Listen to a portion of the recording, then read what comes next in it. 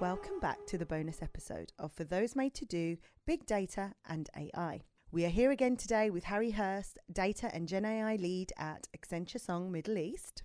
And we're going to dive into the wildcard question. So I'm going to give you a bit of context beforehand. We try to make the wildcard question a little unexpected, thought-provoking, and the sky's the limit on how you can approach it. And we say this to all our guests. So I'll dive into the question.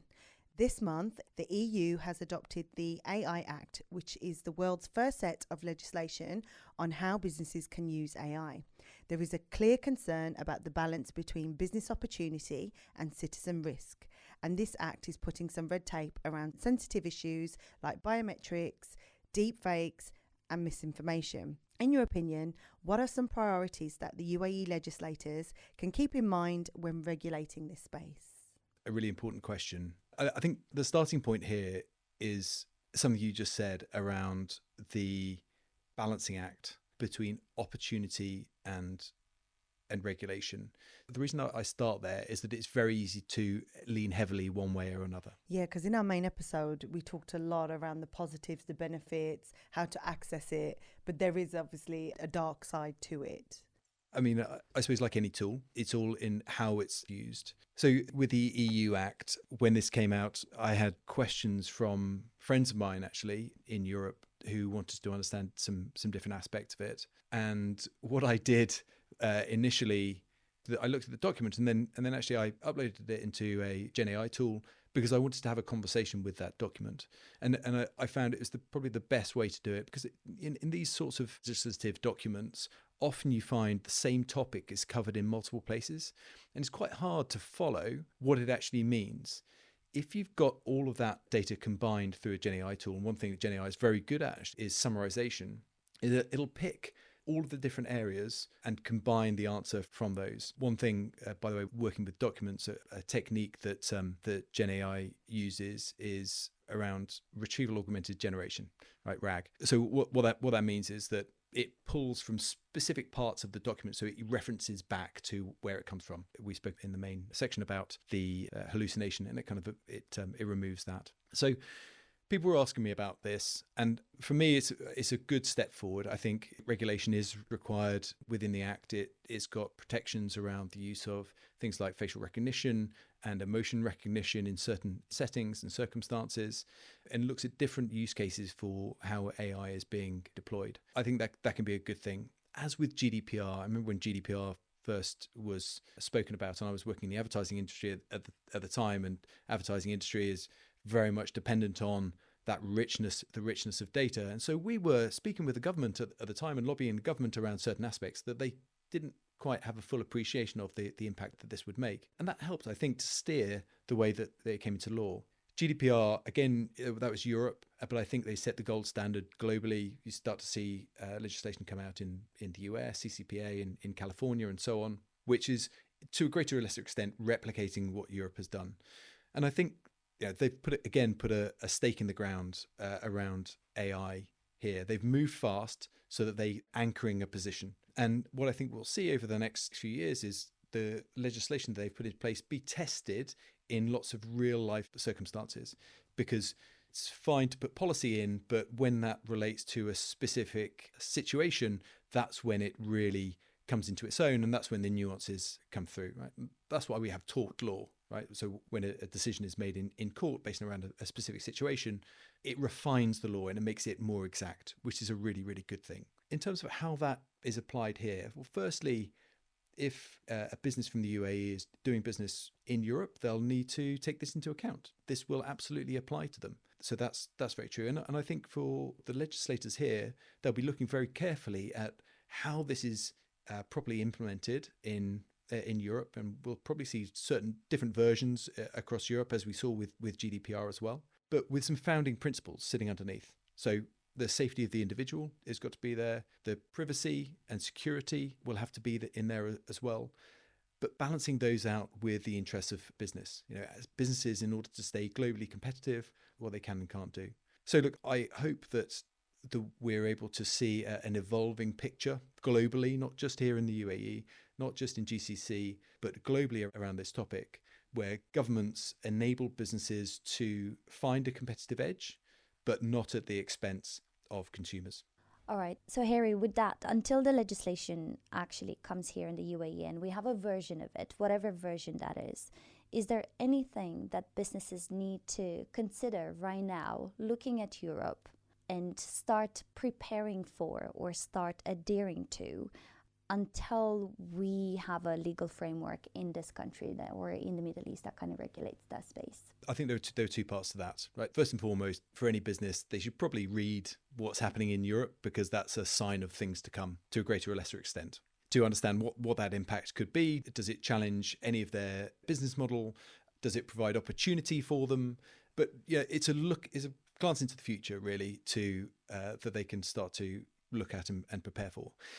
The other thing that I would say is, and this might sound like just common sense, is just understand any of the tools that they're using today, right? Mm-hmm. So some basics. It's probably not a good idea to upload any customer records into ChatGPT to say what are the insights, or a piece of your code if you're or a piece of your code, which, by the way, absolutely happens. And so internal governance around some of the principles and policies in this topic are critical. So we see this, developers in particular are very quick to adopt. And so, there are ways to utilize these tools securely. They are now set up, we're 18 months in, they're set up for enterprise. There are ways to use these tools to derive insights from the data that you have. But that doesn't involve uploading it to ChatGPT. Okay, and public tools. The policies around those are not robust enough for the sharing of that sensitive data. Similarly, if you've got a competitive edge with your code or otherwise, you probably don't want to merge that into the training data that sits within this. Now, I don't want to scaremonger here, because what's really important to recognize is that there are safe, secure, compliant ways to work with these tools. But the basics is, if it's a public account, then probably don't do it. Read the T's and C's. People did get fired over it. When ChatGPT came in November, I think within 3 months we had a few notorious cases of people being let go because they did upload very sensitive information into ChatGPT, which then became public domain, which I guess was a risk to some big companies out there. Indeed, and so before it becomes law, before that legislation arrives, then internal policies, we're back to data governance. Yeah. How do you control that? Some businesses blocked, right? They blocked everything. But then are you preventing your business from innovating in the space if you're blocking these tools, right? So every organization needs to find their own individual path through this. Amazing. And then I want to bring that back into the individual sphere, the end user, let's say. So me, Bianca, not affiliated to my employer in any way. I'm using ChatGPT.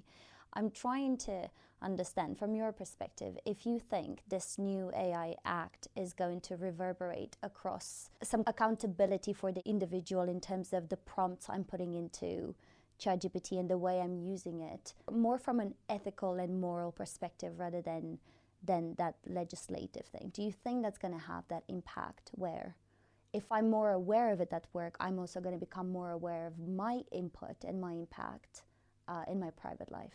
So most of these tools have got protections built in for how they're being used. There's some real nuances in there about how language is being used and is referenced. So I think already there are some protections for an individual, but undoubtedly we'll see those grow. And just as with the legislation, the more real life examples that we see coming up, the better both the companies who run these tools will be at protecting the individual, but then also the more that will start to feed into law as and when that comes through.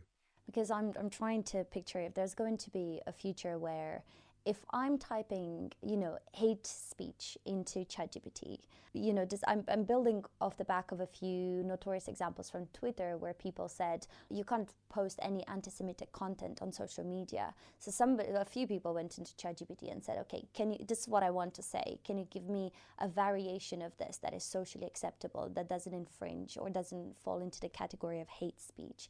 It takes us back to what you said at the very beginning, that GenAI is a tool and what matters is how it's used. But because it's in the hands of everyone deliberately and we all have access to it, we also have a certain moral responsibility as to how we're using it. And maybe there's a 1% of people in the world that are intentionally trying to use it for all of these dark purposes of, there's another case of how can I injure people and so on. So I'm just trying to think if legislation in the business space and in that wide space is going to somehow lead into individual responsibility and potentially even in that kind of civil conduct space where I can truly be in trouble, get in trouble if I do use it for bad things. You've got to be really. I think you've got to be really careful in this in this topic, because ultimately you're drawing a line somewhere to say on one side this is acceptable and on the other side this is not acceptable. There is that too, yeah. So really that's what you're getting at. So today that line has already been drawn. There are content restrictions and so on already in place within the platforms.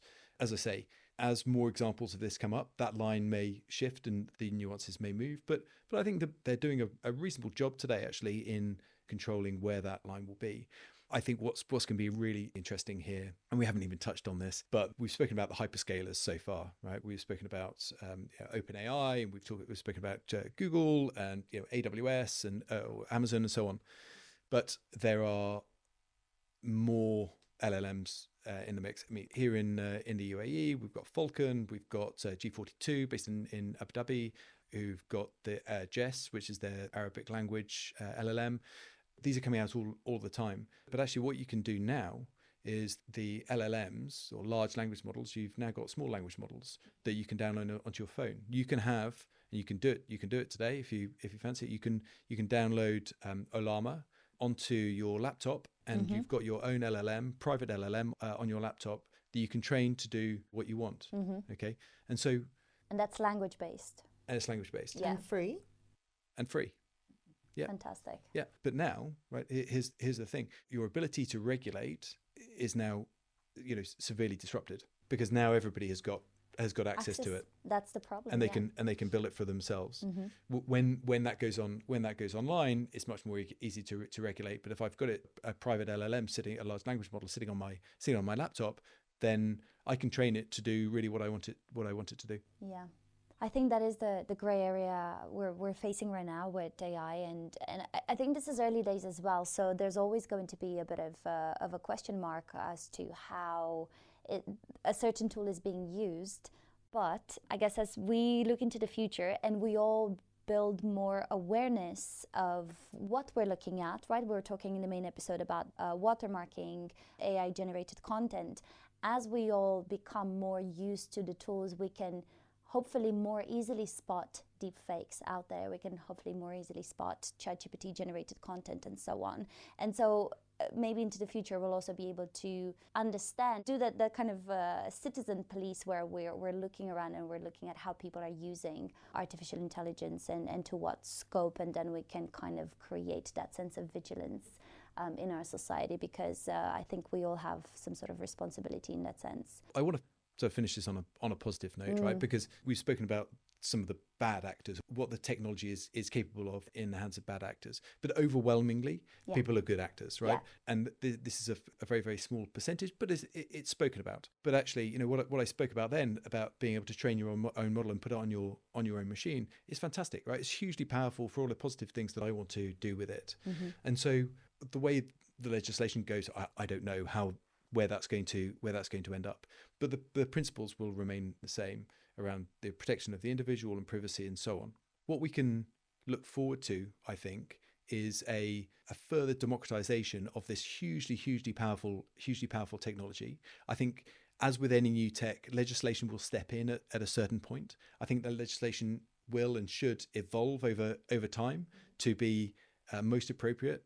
But importantly, that line of business opportunity and risk reduction will be looked at all the time. And right now, the opportunity is there for businesses to really lean into this space and figure out what is going to be most valuable to them, and how fast, quite honestly, how fast they can move to take that advantage. Fantastic. All righty. So we will end the conversation there for today. Thank you so much, Harry. I think you've given us all a lot to think about and some tools that we can actually use in our day-to-day as well, just to make our everyday lives a little bit more efficient if used in the right way. So we do like to give you an opportunity to promote anything you may be doing, if you feel comfortable, where we can find you, connect with you, if you'd like to share. Thank you. Look, I've really enjoyed this. So thank you so much for inviting me on. I'd love to do more of this. I am passionate about this topic, and I think that it impacts every person across my friendship groups, from teachers to gardeners to lawyers and doctors. Everybody is asking me about this area, and I love talking about it. So, I would put myself up for any speaking opportunities really around this topic. This has been a fantastic podcast, and I've enjoyed every moment. Thank you very much. Thank you. Likewise, thank you so much for all your insights. And yes, I think we got the absolute best person for this topic. Yes, so absolutely. Thank you so much for joining us. Thank you.